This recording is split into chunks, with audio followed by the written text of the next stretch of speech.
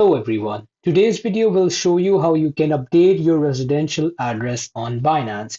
So if you've recently moved to another address or country, you can basically update your residential address and it's a simple process.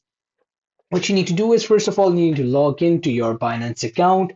I prefer you do this from a laptop since it'll be easier to navigate compared to your phone app.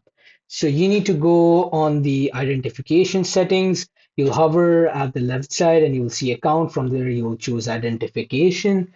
From there, you're going to scroll down and click on edit address, which will show up right here as you can see. From there, you need to select the country that you want to update and click.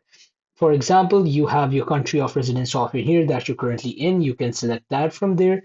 From there, you fill in all of your address details, wherever you're living, postal code, address, everything of that.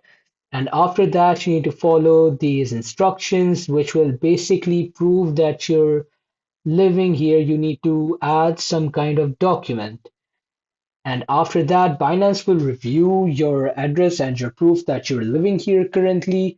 And it will basically take some time, but then if the proof is all right for Binance, they'll approve and they'll change your address. Thanks for watching and subscribe for more.